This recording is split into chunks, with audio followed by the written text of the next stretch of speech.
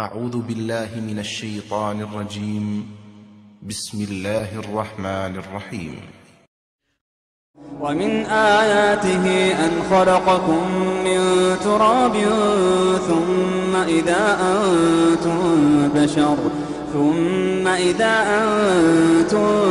بشر تنتشرون ومن آياته أن خلق لكم من أنفسكم أزواجا لتسكنوا إليها وجعل بينكم مودة ورحمة إن في ذلك لآيات لقوم يتفكرون يا أيها الناس اتقوا ربكم الذي خلقكم من نفس واحدة وخلق منها زوجها وبث منهما رجالا كثيرا ونساء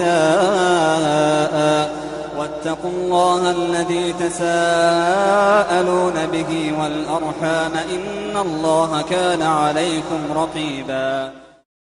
See, our minds have become messed up and they're now filled with pollution. TV screens and magazines, we're beginning to look for a solution. Plastic surgery, diets and pills, but still not seeing any form of improvement. We've stacked up all these dollar bills, but still not sure what to do with them. We began to chase women and fornication to the point our girls don't even know whose baby she's carrying.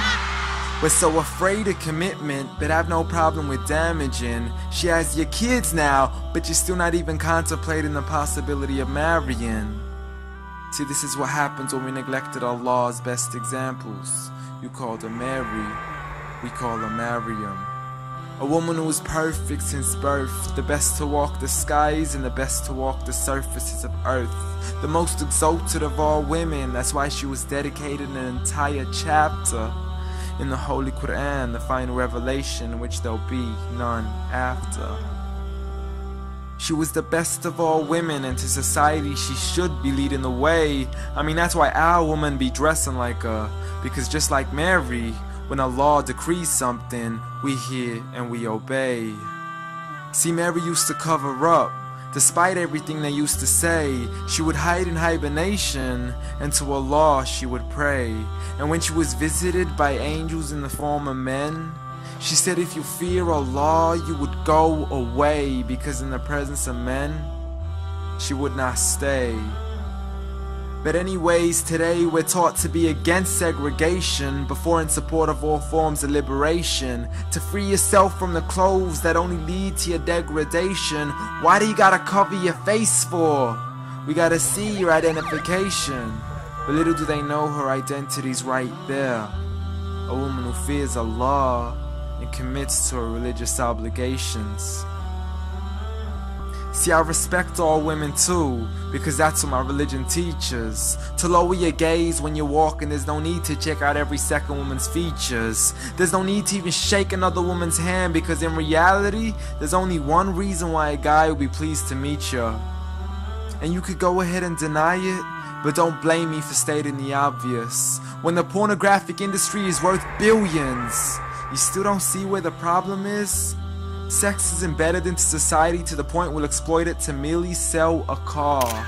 So you can act like this is all new to you, but you know for a fact how innocent we really are. I mean, just look at the simplistic way we're taught to dress. It's like if you dress less, then you're destined for success. You then force your women into heels and have the nerve to say that we oppress. You got it to dress up tightly, like it's an opportunity. But every time we lose our minds, it's like, see what these ladies do to me?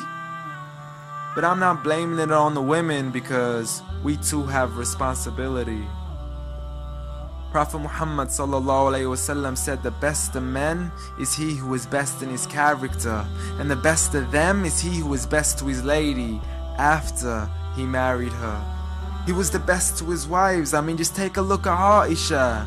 He compete with her in races and smile just to make her happier. So when you do marry, do so with the intention of paradise is where you plan to carry her. But before you plan to carry her to the altar, maybe you should OT decision. Cause if the only reason you're marrying her is for the outside, then realize you're gonna be locked inside of a prison. For that reason, Prophet Muhammad ﷺ said, marry for 4: beauty, family, status, but most importantly her religion. Because a woman without religion is a woman who could do with a bit of extra wisdom. We're meant to grow old together, mercifully, so we can be protected under Allah's supervision.